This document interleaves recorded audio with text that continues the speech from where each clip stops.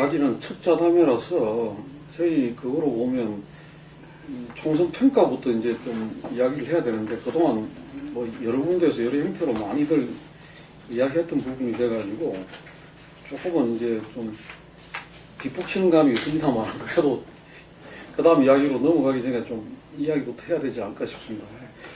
우선 어제 이제 대통령이 언론사 편집국장단, 뭐 보도국장, 편집국장단하고 참을 하면서 이번 총선 결과를 바라보는 대통령의 인식이나 이 시각 같은 게 이제 그 자리에서 좀 그대로 전달이 된 거 아닌가 싶은데 이 부분에 대한 이야기부터 해가지고 이게 좀 이야기를 진행을 하는 게 어떨까 싶습니다. 어제 박 대통령이 얘기한 이번 그 총선에 대한 이제 평가에서 좀 정말 좀 대단히 독특한 해석이었던 것 같아요. 저는 뭐 총선 끝나고 그런 평가는 거의 뭐 좀 어떤 뭐 보수 진보 망라해가지고 뭐 거의 접해본 적이 없었던 것 같은데 한마디로 얘기하면은 이제 뭐 다들 이번 총선 결과 여당의 참패로 나온 거는 대통령과 이제 친박에 대한 이제 심판이었다. 그것이 뭐 이제 거의 뭐 이제 대다수의 그런 이제 뭐 평가들인데 대통령은 정권 심판론이 아니라 오히려 이제 국회 심판론을 뭐 들고 나온 이제 그런 셈이 된 것 같아요.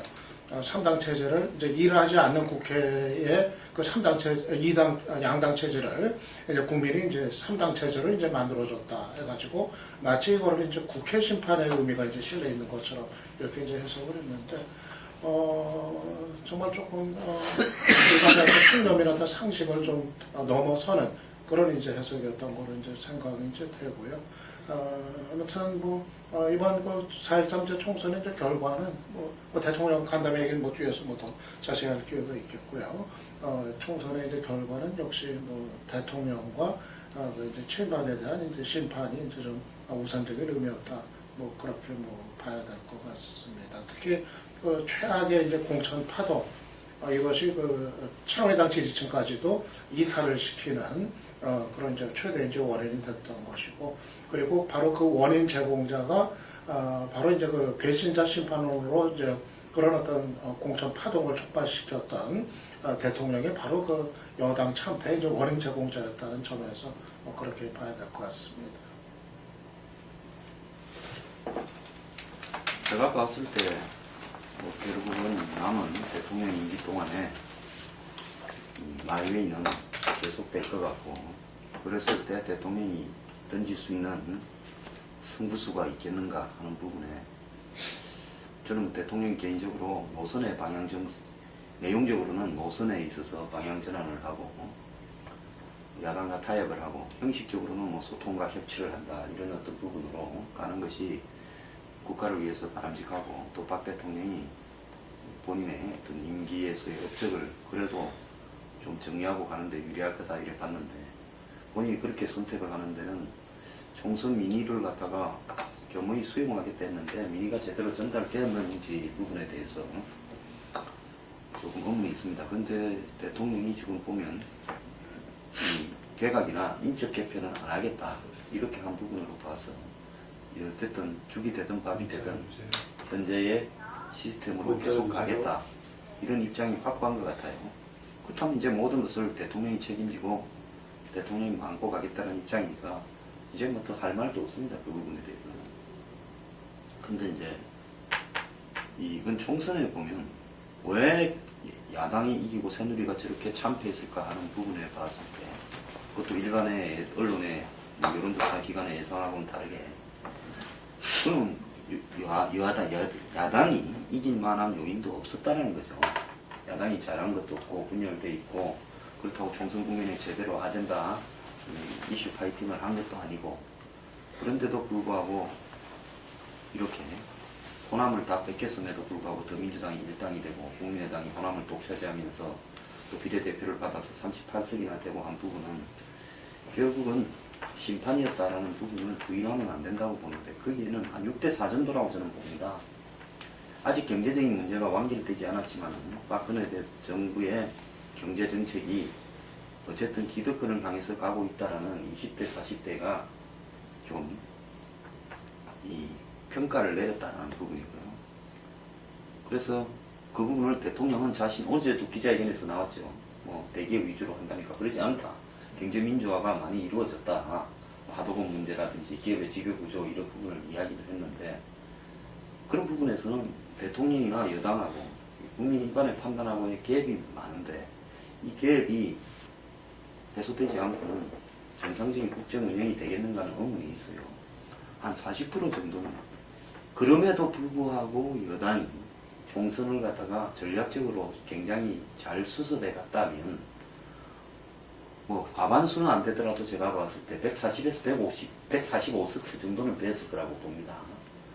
그런데 여당 내부에서 상향식 공천이라는 부분이 처음에는 국민들은 다수의 지지를 받는 그런 공천 방향처럼 비춰지다가 나중에 유령당은 유령 또는 문제가 나오고, 거기에서 또 이양구가 등장하면서 벌어진 녹취 살생부 또 마지막에 도장 들고 이렇게 튀었다라는 문제까지, 또 뭐 그 여당의 고함무치한 홍보 정책, 이런 것들이 결국은 여권으로 하여금, 여권 지지자들로 하여금 안정이 떨어지게 해서 표를 찍어줄 만한 자존심을 긁어버린 거죠. 우리가 아무리 보수지만은 적당히 해야 찍어주지. 어떻게 저렇게 하는데 표를 찍어주겠는가. 그래서 5, 6, 70대 이상의 한마디로 고령화 시대에서의 여권 텃밭인, 이번에 60세 이상이 뭐 1000만 명이라고 그러지 않습니까? 근데 그런 사람들이 대거 기권을 해버리면서 젊은 사람은 투표하러 많이 가고, 여당을 지지할 이 중장년 고령층은 투표하러 안 가면서 발생을 했다고 봅니다. 그래서 경제 문제하고 여당의 공천을 둘러싼 비민주적인 그런 행태들이 지지층의 위반을 초래했다. 이 두 가지가 겹쳐서 벌어진 참사다, 이런. 저는 뭐 대통령의 인식에 대해서는 장선 박사님 똑같은 생각입니다. 어떻게 이렇게 이번에 민심을 읽는 계기가 됐다라고 얘기를 했었는데, 그 민심이라는 것이 국회에 대한 심판이었다. 식물국회에서 심판하고 협치로 가라고 삼당체제를 만들어졌다라고 지금 얘기하는 게 굉장히 독특한 해석인데, 문화 공이 시작하다시피 이거는 뭐 그리 심판으로 보자면은 박근혜 정부에 대한 심판을 할 수 있겠죠. 사실 여당에 대한 존재감 자체가 없었기 때문에. 그렇죠. 이미 서청원 최고위원, 전 최고위원이죠. 서청원 최고도 새누리당의 최고 지도자는 박근혜 대통령이다라고까지 얘기할 정도였고, 국민들은 아마 새누리당 연상하면 박근혜 대통령 연상할 겁니다. 우리가 선거 전에 야당이 얘기하는 정권 심판론하고 박근혜 대통령이 얘기하는 국회 심판론, 두 개 어느 쪽이 먹혀 들어갈 거라고 했었는데, 계속 그게 먹혀 들어갔다고 보는 입장 아니겠습니까? 그렇다면 그런 독특한 해석을 하고 있는데, 보니까 어제 발표가 됐던 새누리당 워크숍에서 여러 가지 페인 분석하는 것 중에 하나가 선거 캠페인에 잘못했다라는 얘기하면서, 이번에는 조동원 홍보본부장도 방향이 틀렸다라고 지적을 한 것 같더라고요. 그 중에 고루 내걸었던 뛰어라 국회야, 그것은 문제 삼았던데, 뛰어라 국회야를 내놨을 때 제가 방송에서 조동원 본부장한테 그런 질문을 한 적이 있었는데, 박근혜 대통령의 국회 심판론 딱 제대로 담아서 만들었네요. 내가 그 얘기를 했는데, 그것도 잘못했었다는 얘기를 좀 지적을 한 것 같더라고요. 결과적으로 이런 이제 구도가 나온 데 대해서는 저는 이번의 경우에 정말 그 실망과 심판에 대해 상대적인 표를 가져간 게 워낙 크다. 이거에 대해서는 내가 왕장소들하고 똑같은 생각입니다. 물론 모든 그 선거에서 선택이라는 것이 상대에 대한 실망에서 나오는 반사 이익이 크긴 하지만 이번만큼 큰 적은 없었다고 봅니다. 그리고 가장 좀 효과를 봤다고 하는 이제 더불어민주당, 그 다음에 국민의당 등으로 그렇게 기대를 줄 만한 게 없다는 것쯤에서 좀 확실하게 상대적으로 갔다는 생각입니다.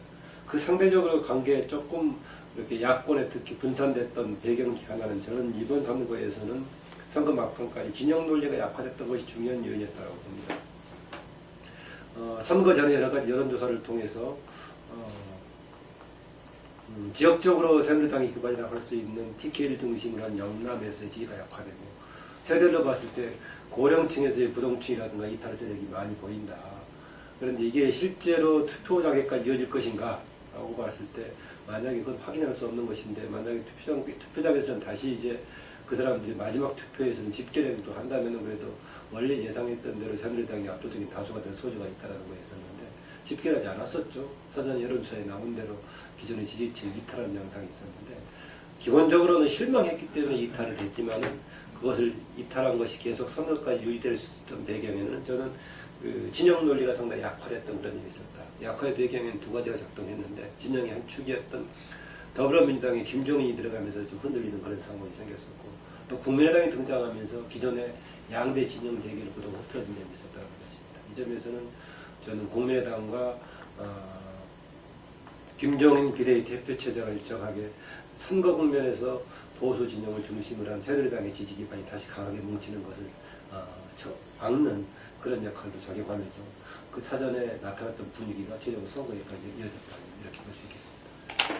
어제 대통령하고 간담회 내용 이제 접하고 그런 생각은 남은 임기 동안에 이제 최소한의 어떤 미련 같은 게 아무런 이제 의미가 없겠다 하는 좀 생각이 드는 것 같아요.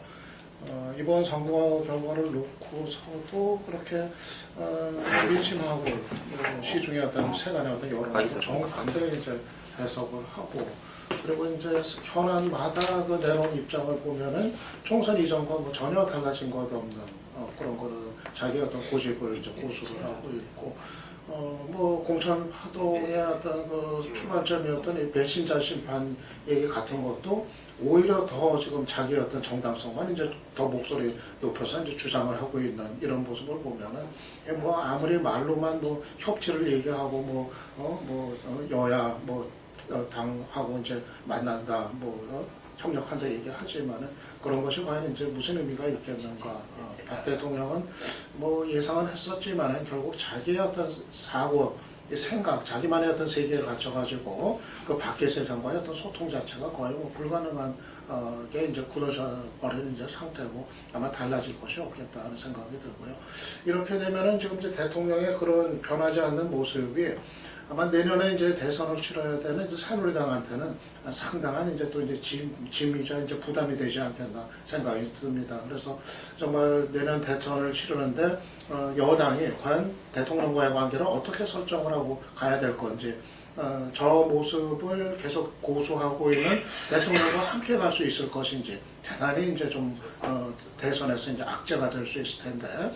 그래서 또 한때는 MB 시절에는 이제 그게 사라졌었는데 대통령의 어떤 탈당 문제 같은 거, 대통령과의 어떤 여당의 어떤 결별의 문제 같은 거 이런 게 또 차후 오히려 또 등장할 수 있는 그런 환경으로 가는 거 아닌가 더 싶기도 합니다.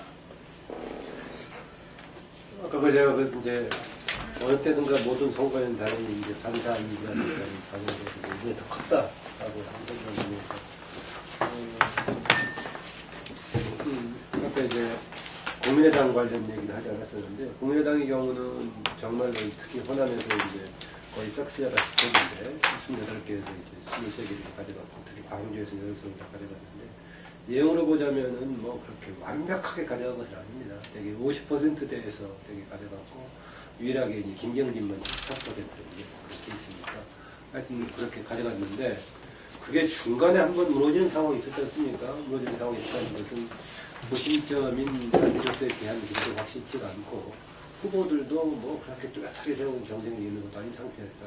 그럼에도 불구하고 나중에 쏠렸다는 것은 역시 기존에 있던 정치권에 대한 실망을 이렇게 갖다 놓으시고 그러면 수도권에서 상대적으로 더불어민주당이 그렇게 선전했던 것은 훨씬 이것은 이제 좀 전략적이라든가 언론 효과가 컸다라고 봅니다. 수도권에서는 아예 국민의당은 당선 가능성이 없다고 얘기를 했었고 뭐 5% 정도 가져갈 거 아니냐라고 했었는데 그렇게 이제 한 군데로 쏠렸음에도 불구하고 나온 것은 15% 넘은 데 굉장히 많이 나왔었죠. 그 점에서 보자면은 더불어민주당에서의 지역구 당선자가 많은 것은 사전에 나머지가 국민의당으로 사표를 갈 거라는 이런 사전의 여론조사라든가 언론의 기조가 상당히 큰 영향을 미쳤다. 그래서 결과적으로 그러니까 더불어민주당이 수도권을 80석 넘게 가져가고 있거든요. 결국은 상대적인 거였었지 뭔가 이렇게 기대가 반영된 것은 아니었다 이렇게 해서 볼 수 있겠습니다. 저는 이렇게 봅니다. 이번에 야권이 스스로 예를 들어서 단일화에 명월되거나 또 무슨 뭐 호남에 너무 이렇게 집중하지 않고 처음부터 전략을 제대로 세웠다면 좀 더 대선을 할 수 있었다. 분열된 국면 속에서도 저는 그렇게 보고요. 특히 더불어민주당의 가장 패착은 문재인 대표가 부산에 출마하지 않은 거다 이렇게 봅니다. 부산의 이번에 정치 지형을 보면 거의 그 정당 득표나 또 유권자구가 그러니까 후보자 투표에서도 그 야권의 전체 합계가 6대4 이상으로 새누리당을 능가했어요. 이렇게 됐다 그러면 부산은 이미 임계점에 다다르고 있었던 거고 또 그 부산의 공천이 새누리당의 현역들이 거의 다 됐지 않습니까? 이번에 부산에서 사전에는 더민주당이 한 석도 안 될 거다 이렇게 봤는데 조용히 이름도 잘 모르던 사람들이 5석이나 돼버렸단 말입니다. 그런 부분을 보면 문재인 대표가 출마를 하고 부산에서 본격적인 영토 장악 작전에 들어갔다 하면 거의 1대1 구도가 되면서 제가 볼 때 한 뭐 7, 8석 과반수를 넘겼을 수도 있을 것이다.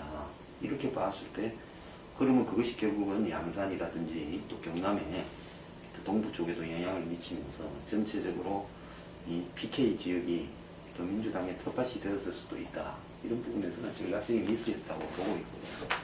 그 다음에 수도권에서는 사실 공천자의 면면을 보면 함량 미달들이 상당히 많았는데도 불구하고 바람이 불으면서 또 함량 미달들이 과거에 탄핵 사태 때처럼 탄도리처럼 당선이 되었다고 합니다.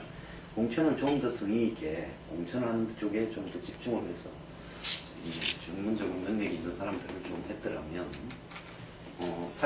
82석이 아니라 제가 볼 때 90석도 넘겼을 수도 있다. 경합하는 데는 다 이겼을 수도 있다. 이렇게 봅니다. 그렇기 때문에 야권 단일화 이런 문제에 대해서 공연이 너무 집착을 했다. 이런 부분이 있고요. 그 다음에 문재인 대표가 광주에 가서 무릎을 꿇은 것이 뭐 광주에서 호남에서는 몇 분이 뭐 꿇었거나 별 효과가 없었지만은 다른 지역에서 작용했다. 이렇게 우기는데 저는 그는 해명할 수 없는 분석 불가능한 부분에 대한 강변이라 보고 있고요. 실질적으로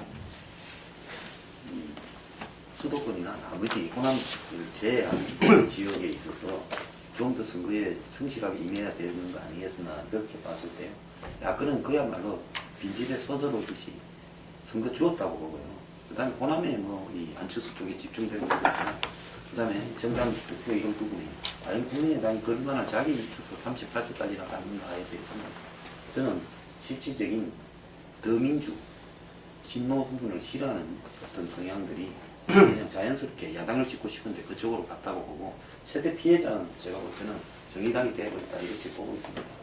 그런 부분들 때문에 야권이 이번 선거는 거의 앉아서 준 반사작용이지 야권이 잘한 부분은 하나도 없다. 이번에 흥미로웠던 거는 새누리당의 참패 이번에는 종편이 적지 않은 영향을 먼저 줬던 것 같아요. 특히 그들이 이번에 그 새누리당 공천 파동 그 과정을 아주 대대적으로 이제 보도를 쭉 내내했거든요. 거의 뭐 실시간으로 이제 생중계, 현장 중계하다시피 하면서 그러면서 대단히 이제 비판적으로 막장 공천의 어떤 그 친박의 책임, 심지어 대통령의 박 대통령에 대한 비판까지 뭐 종편 채널들에서 아주 꼼꼼하게 하루 종일 그게 이제 나오고 뭐 그러다 보니까는 결국 바로 그 새누리당의 전통적 지지층, 그 장년 노년 세대의 어떤 여당에 대한 실망과 어떤 이거로 이제 바로 이제 연결이 이제 됐었던 거고 그들이 결국 이탈을 해가지고 투표를 안 하거나 아니면 뭐 국민의당으로 이제 가거나 다른 선택을 하는 이런 거로 이제 갔는데 저는 그건 아주 좀 이번 선거 기간에 좀 이제 묘한 뭐 그런 이제 현상이었던 것 같아요. 아까 황 소장 지적했던 그 이제 문재인의 성과에 대한 서로 다른 주장들에 대해서 역시 오늘 황 소장 뭐 해석하고 상당히 비슷한 부분이 많은데 아까 제가 그 이미 상당히 새누리당의 그동안 전통적인 지지층이 뭐 지역적으로든 아니면 계층적으로든 아니면 연령대별로 이완되는 그런 양상을 보였는데 선거 때 이어질 것인가라고 이제 투표장 이어질 것인가 주목했다고 했었는데요. 그 점에서는 이어지지 않고 계속돼가지고 계속적으로 이탈했던 양상은 기존의 과거의 진영 구도가 그렇게 이번에는 많이 느슨해졌다고 얘기를 했었는데요. 만약에 지금 문재인 전 대표의 막판의 활동이 호남에 졌을지 모르지만 수도권에 기여했다라고 일부 주장하는 세계에 먹혀들려면은 올해 저는 반대효과가 있었을 것이다. 문재인의 주목하는 바가 생겼다면은 기존의 진영 구도가 다시 동원이 되면서 전통적인 새누리당 지지층도 이화된 다시 소리가 있었다. 저는 그렇게 해석이 되기 때문에 오히려 상반된 그 결과를 나올 수 있어서 전 그 문재인이 적어도 호남에서는 안 좋은 영향을 미쳤을지라도 수도권에서는 좋은 영향을 미쳤다라고 했었다는 것은 너무 자기적이다라고 생각합니다. 근데 저는 이번 총선 평가하면서 그 점을 좀 유의해서 봐야 된다고 봐요.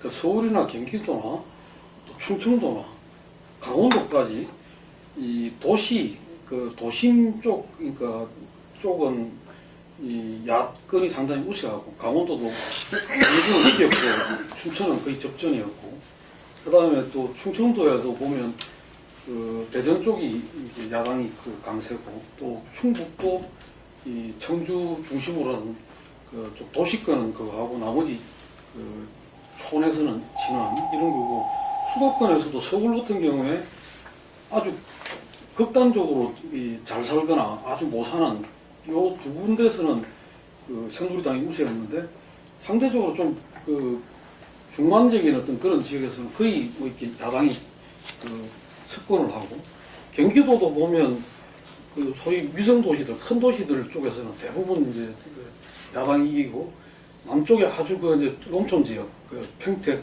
안성 이쪽이나 또 이쪽 그 여주 이천 이쪽 그 농촌 지역 그다음에 경기 북부의 이렇게 접경 지역 이런 쪽에서만 새누리가 그걸 했단 말이에요. 근데 그거는 어떻게 보면 이 중산층이라 할까요? 이런 쪽하고 지금 그 최상층 내지는 이 농촌이나 어떤 그 좀 빈곤층 이런 데하고 투표 성향이 좀 나뉘는 거 아니냐.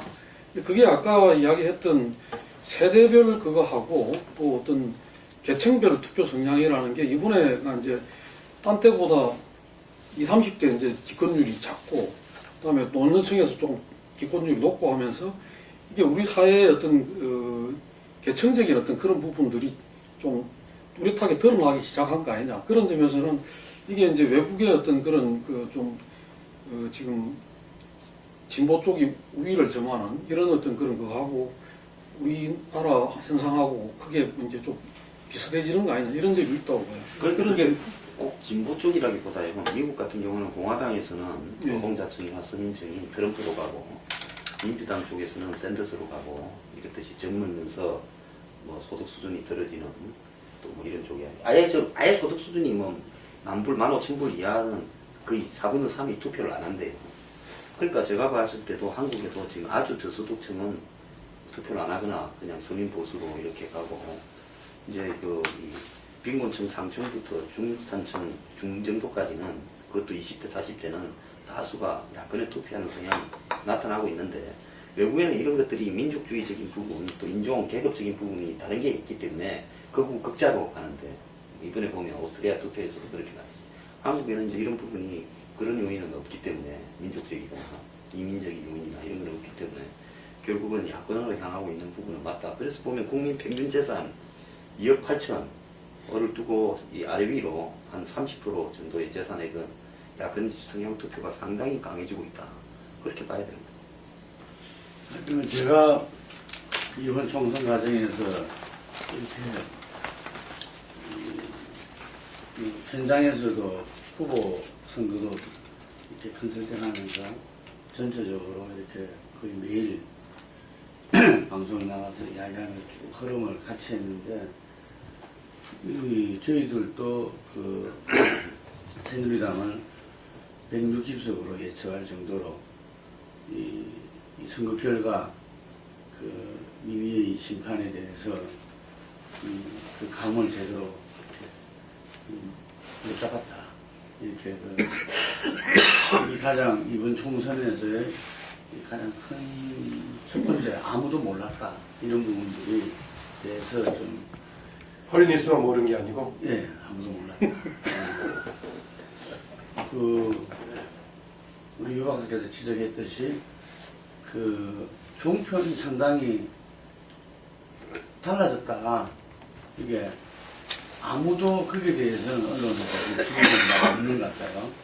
그래서 지금 처음 이야기하신 것 같은데 실제로 우리가 종편에 들어갔을 때도 이전에 어떤 보수 패널들도 뭐 여지없이 어쨌든 간에 새누리당과 박근혜 정부에 대해서 아주 비판적으로 그 이야기를 했기 때문에 그 주 시청자층인 50, 60대에 많은 영향을 끼치실 거다라는 것은 분명하고요.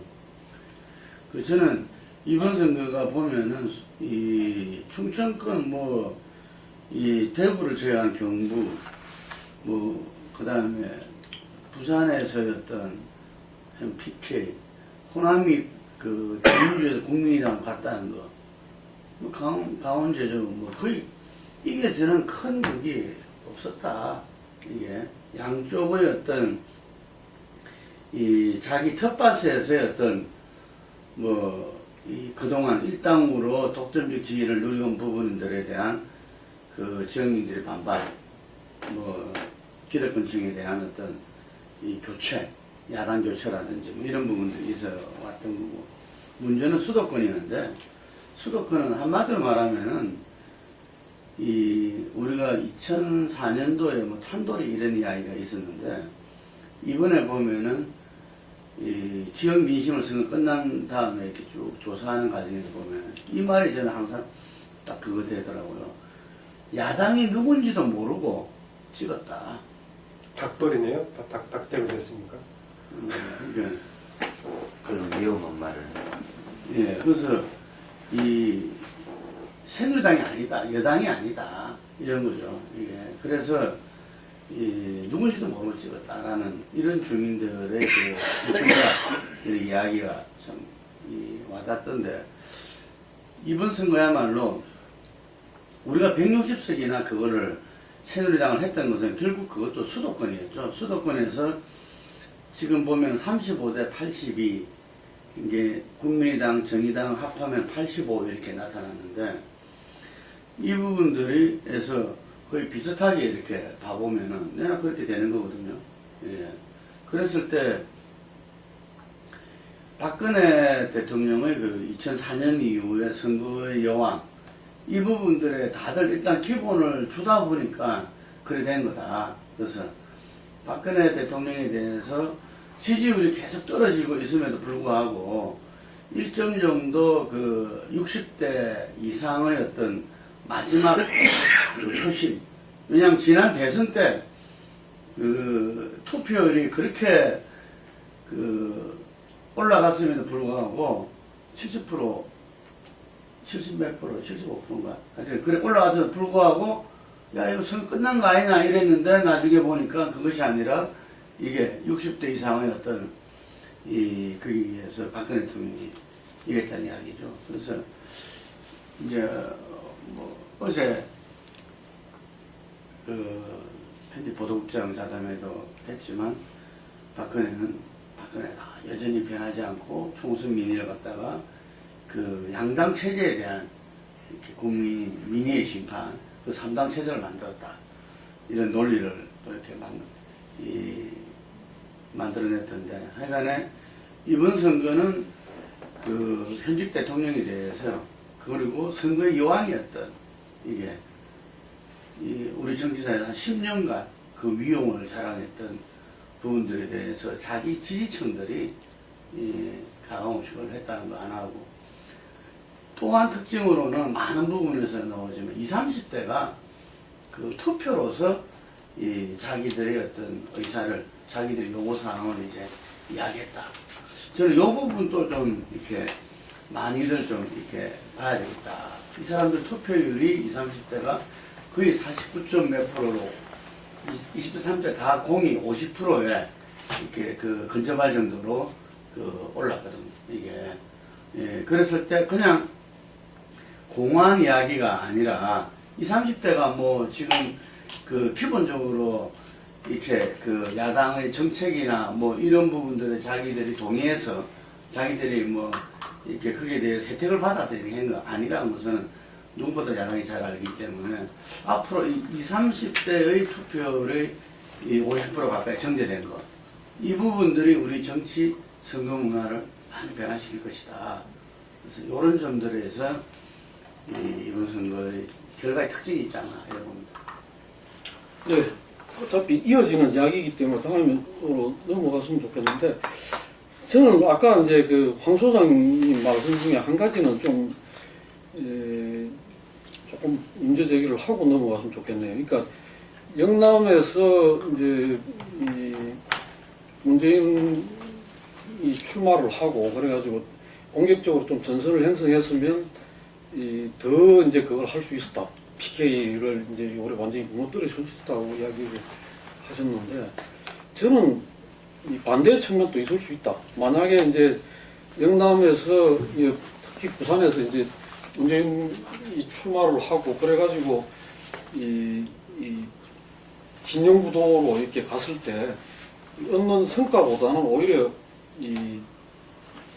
이쪽 새누리당 쪽을 결집시키는 그런 그게 올 수도 있다. 그런 점에서는 이번에 영남에서 당선된 사람, 부산에서 당선된 사람들의 특징이 무슨 그 어떤 이 당색을 확 드러내기보다는 오랫동안 그 지역에서 여러 번 떨어지면서도 꾸준히 이제 그 바닥을 닦았던 사람들이 많이 됐다는 점에서는 오히려 어떤 지역 밀착력이 통했던 거 아니냐. 그런 점에서 공중전으로 가기보다 바닥을 파고 들어가고 했던 게 성과가 있고, 앞으로 그런 점이 부산 같은 데는 상당히 지금 그 과거에 비해서 야당이 좀 후보군들이 안정적으로 여러 차례 지금 그 한 자리에서 그걸 하고 있기 때문에 이런 결과들이 조금 더 이어질 수도 있겠다. 또 요번에 지금 5명이 된 사람들이 어떻게 하느냐에 따라 가지고 상당한 변화를 일으킬 수 있는 여지가 있기 때문에 좀 주목해볼 만하다 그런 생각입니다. 전 그래 안 봅니다. 부산일보 보면요.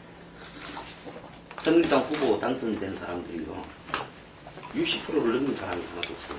전부 50%대로 당선됐거든요. 당선된 사람도. 그러니까 과거에서 부산 같은 데는 보면 70%, 80%가 당선된 사람도 많았어요. 김무성이도 60%에 못 갔어요. 그렇다고 하면 이전에 한번 보십시오. 김정기 씨가 나왔을 때 부산시장에서 45%까지 갔어요. 그 다음에 오거돈 씨가 나왔어요. 그냥 이 두 사람이 썩 좋은 후보라고 생각합니다. 49% 근처까지 갔어요. 겨우 이겼잖아요. 서병수가요. 그러면 그 안에서 흐르고 있는 어떤 변화, 이런 부분들을 솔직히 더민주나 문재인 대표가 소극적으로 해석한 것이 그 부분을 갖다가 예. 그렇게 지형이 무너지고 있는 부분을 예. 갖다가 모른 채 그냥 후보들이 밑에서 조용히 열심히 산 경쟁력 때문에 그렇다. 좀 더 집중을 하고 좀 더 경쟁력 있는 후보가 공천됐다라면 야권의 싹쓸이도 가능했을 수 있다. 난 그렇게 보고. 예, 그거는 뭐 그 정도로 하고요. 지금 이제 어제 대통령 그 올라오서 보도국장, 편집국장 오천을 통해서 보면 청와대 개편이나 내각 개편 같은 거는 당분간 없는 걸로 이렇게 봐야 될 것 같고, 그 다음에 이제 새누리당 내부도 이게 그 영향을 받아가지고 친박 비박 간에 굉장히 좀 더 격화된 어떤 그런 당권 경쟁이 벌어질 수밖에 없지 않겠나 봐지는데, 우선 새누리당의 향후 저것부터 좀 이야기를 하면서 좀 삼당을 짚어봤으면 좋겠네요. 근데 어제 그걸 했잖아요. 워크숍. 워크숍을 했는데, 사실 그 전에 이제 4선 이상 그 중진 모임을 했잖아요. 제가 듣기로는 이번 원내대표는 합의 추대로 가야 당이 지금 이제 이 와중에 그나마 좀 그거 될 수 있다 이런 이야기를 했는데, 어제 실제로 그 워크숍이 뭐 뒤에 보면 뭐 완전히 서로 개파투쟁으로 이 나름대로들 근거가 있는 거죠. 지금 이 여론조사를 통해서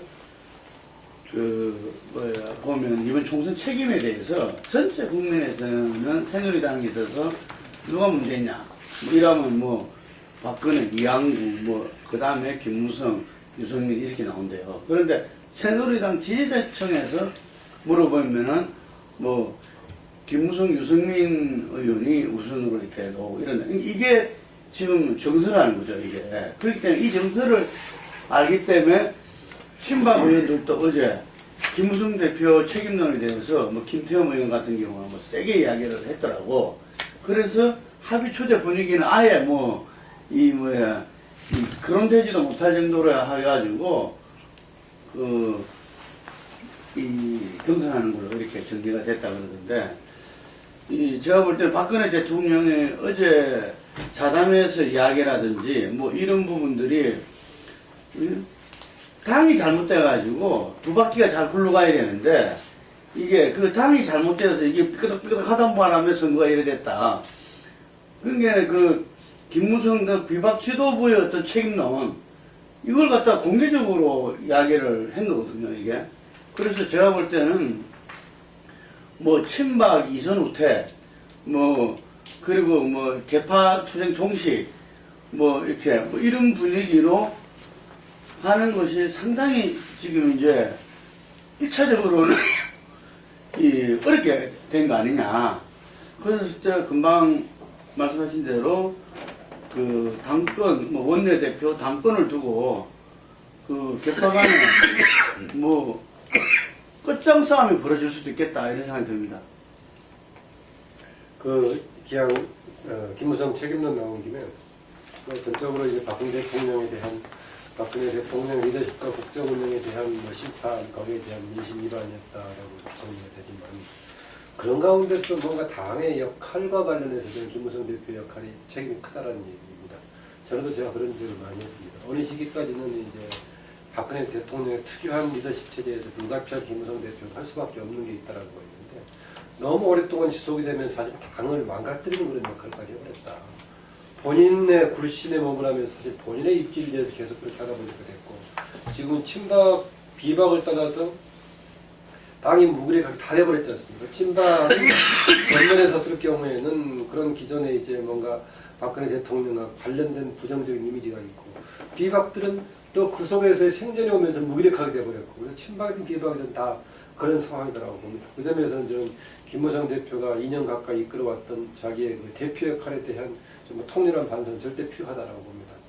그리고 아까 이제 여론조사에서 새누리당 지지자들 대상으로 했을 때는 당연히 이제 김무성, 유승민 등에 대한 책임론이 앞선다라고 얘기하고 있는데 선거 후 포스트 일렉션 조사이기 때문에 이번에 새누리당을 지지했던 사람들이 되게 아마 새누리당으로 응답할 겁니다. 그래서 이제 극적으로 열성적으로 지지하고 있는 사람들 입장에서는 그쪽에 대한 이제 당의 공천 과정에 대한 문제를 책임을 돌릴 그런 개연성은 좀 크긴 합니다.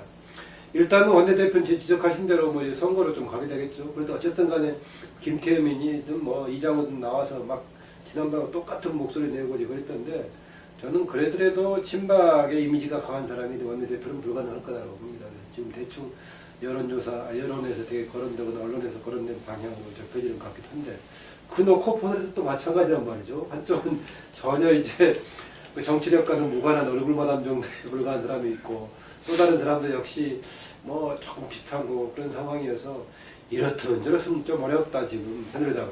말은 쇄신이라고 하는데 현재 쇄신이라고 할 수 있는 방향은 두 가지 아니겠습니까? 지도부를 새로 구축하는 것하고 당청 관계를 새로 펴는 거 이런 정도가 되겠는데 그거를 주도할 만한 사람 원내대표 구축할 수 있을 것인가 저는 좀 어려워 보이고 그 점에서는 새누리당의 저는 제2의 기회는 내부의 혁신을 통한 무슨 새로운 동력 마련보다는 야당의 실책이 나왔을 때 그것이 좀 오히려 계기가 될 수 있지 않는가 이런 정도 전망을 현재로서 할 수밖에 없는 게 아닌가 같습니다. 저는 새누리당이 매우 어려운 상태라고 보는데요. 문제는 뭔가 하면 지도부가 총선 패배의 책임을 지고 그 다음에 사후에 어떻게 정리되어 가야 된다는 정리를 하고 사퇴해야 되는데 김무성 대표가 본인이 총선 대표에 대한 책임을 회피하기 위해서 다음날 사퇴를 해버리면서 지도부가 와야 되어버렸어요. 야반 도주라 그래. 네, 그래서 이 문제는 김태흠이 그랬죠.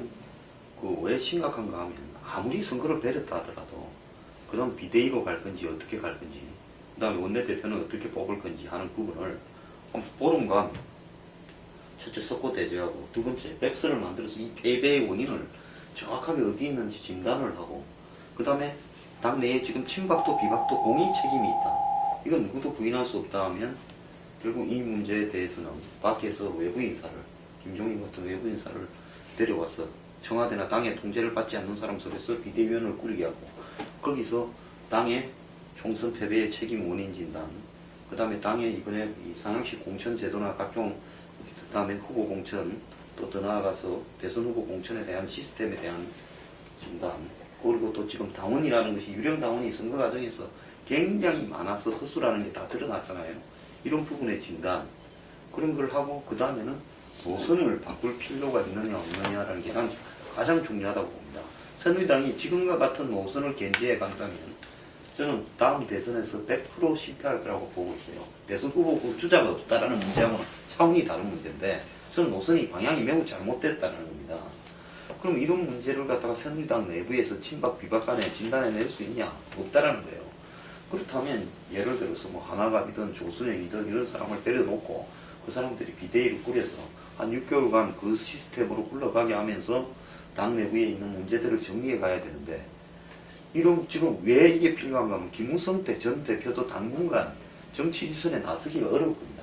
박 대통령이 최종적인 책임을 지는 양태가 되어 가겠지만은 김무성 전 대표도 본인이 공천 분쟁의 주요 당사자로 관계했기 때문에 여권 지지자들에서부터도 지지율이 빠져서 이제는 유력한 대선 후보 지지율도 앞으로 못 나타낼 가능성이 크다고 봐요.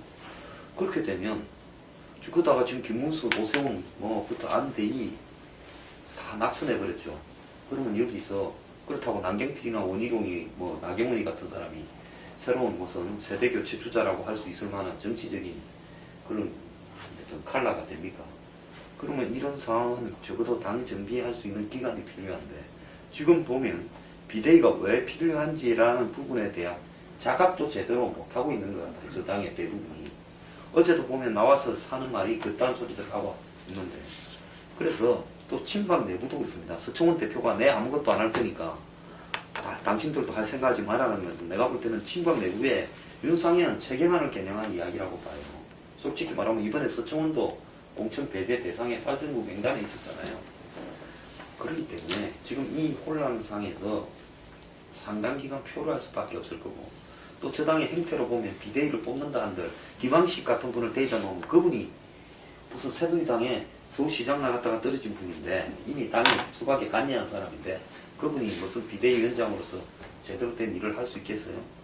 그렇기 때문에 새누리당은 제가 볼 때 파괴가 2차, 3차 파괴가 더 되고 나서야 이제 죽을 판이 돼서 뭔 길이 생기건 생기지 현재로서는 방법이 없다라고 저는 보고 있습니다.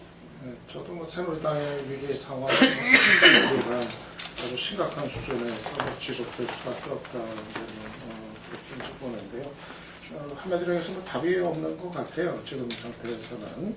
뭐 지금 참패당한 상태에서 최소한의 기본적인 그 조건은 어떻게든 좀 반성을 하고 좀 다른 모습을 보여주는 거, 뭐 이거부터 이제 시작을 해야 되는 건데, 이거 자체가 지금 불가능한 이제 상황이고, 여전히 당내에서는, 뭐 지난 과정에 대한 뭐 개파간의 어떤 그 공방, 이거로 그냥 계속 갈 수밖에 없는 상황이고, 뭐 어떤 그 쇄신이나 어떤 혁신에 새로 태어나는 거에 대한 어떤 대안이 될 수 있는 세력이나 인물 자체가 지금 기본적으로 이제 부재한 상황이고, 그렇다고 해서 갑자기 지금 외부에서 누구를 들여서 맡긴다 하더라도 또 얼마만큼 실효성이 있을지 이런 이제 한계가 이제 있어서 당장 뭐 또 20대 국회 이제 여소야대 국회가 시작이 되는 여기에다가 또 지금 박근혜 정부의 여러 가지 뭐 잘못된 대표적인 게 지금 뭐 어버이연합 이제 관련 이제 의혹들이라든가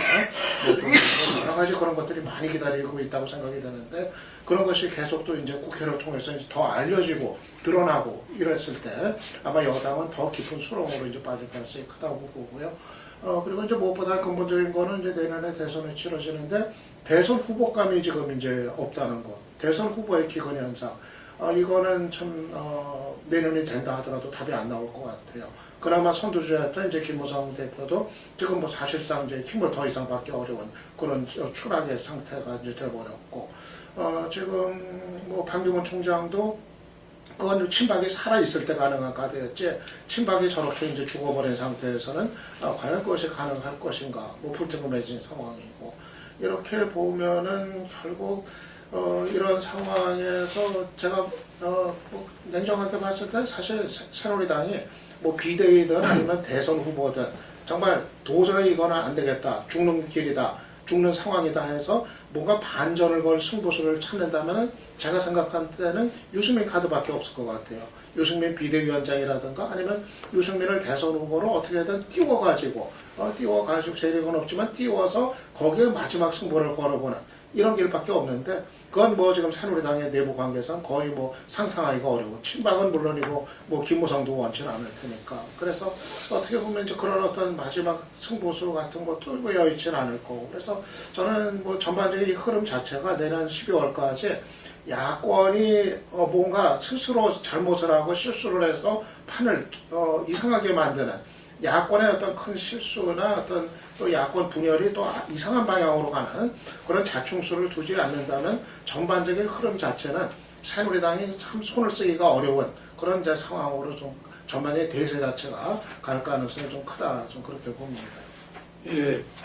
그런데 어제 저기 대통령이 유승민이 그거 하는 거에 대해서 옥당 안 받지 말라는 시그널을 준 거 아닌가요? 예, 근데 예. 그게 상황을 더 어렵게 그렇죠. 만드는 거 아닌가요?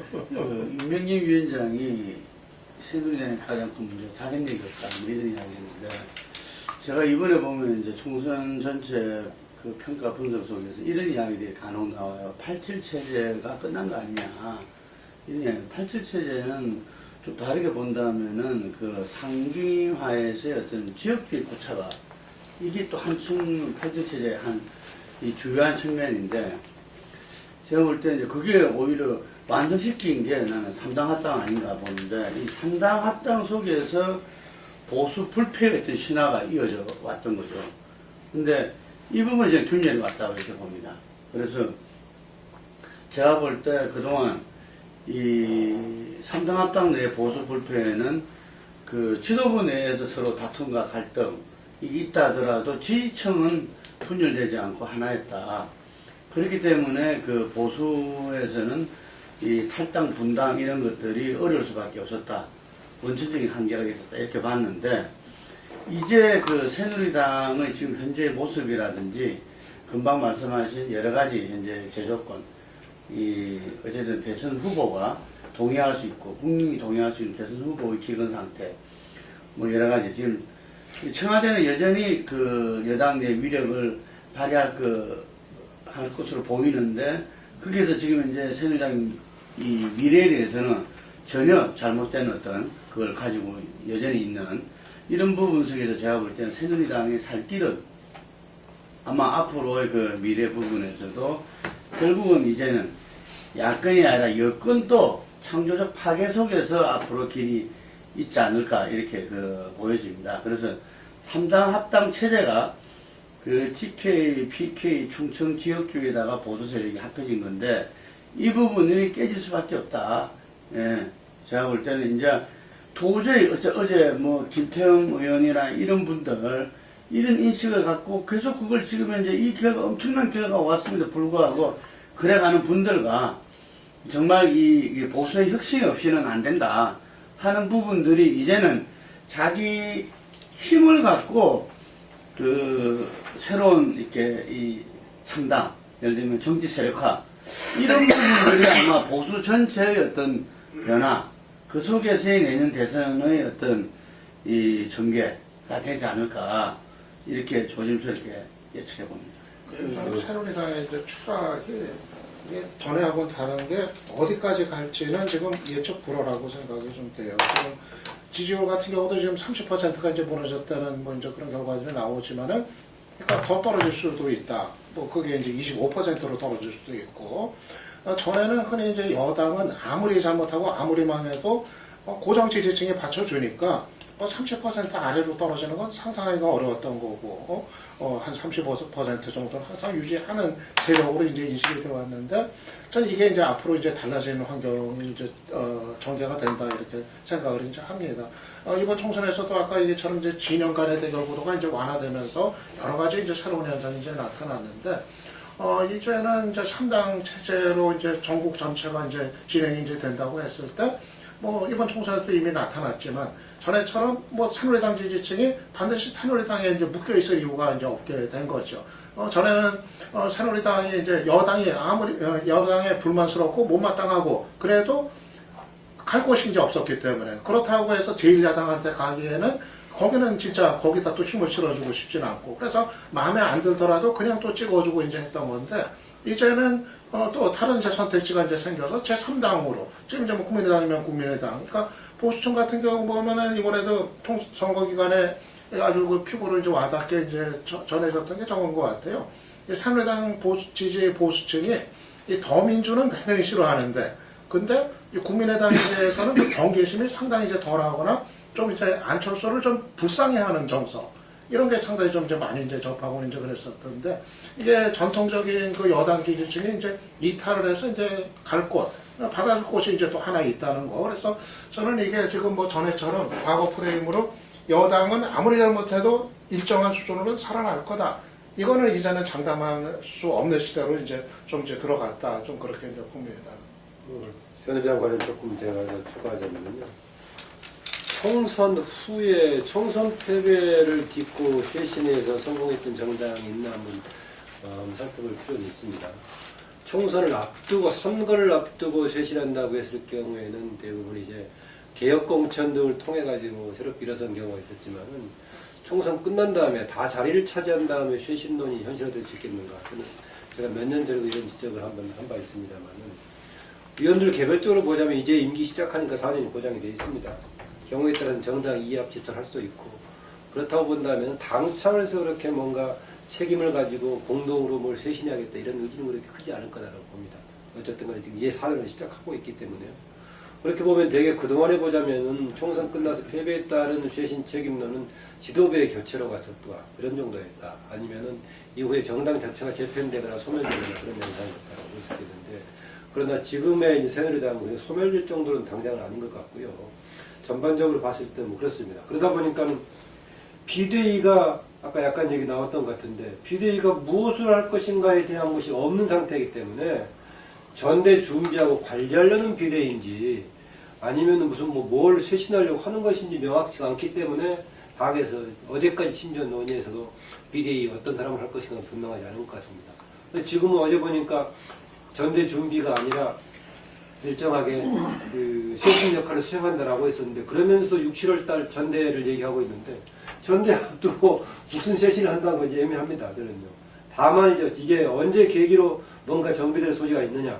아까 유승민 얘기를 꺼냈는데 다음 선거라고 할 수 있는 대선 경쟁 국면에 들어가면서 이제 당 세력들이 이쪽 저쪽 당 맞물리면서 그때 정비될 때 어떻게 할 것인가 이것을 좀 볼 필요가 있다는 생각입니다. 그때가 계기가 될 것인데 마다시피 이미 주요 세력들이 다 낙마를 하거나 상처를 입거나 해버린 상황에서 제3의 대안세력이 과연 누가 나올지 어려운 부분입니다. 저는 또 지역구도 관련해서 한마디 더 추가하고 싶은데 저는 뭐 계속 이런 변화를 지역구도의 해체라는 용어보다는 기존 정당 체제가 이제 재편되는 국면으로 해석하는 게 일반적이요 더 타당해 보이고 또 다시 지역주의를 해결하는 것을 막을 수 있는 접근 방법이 아닌가 그렇습니다.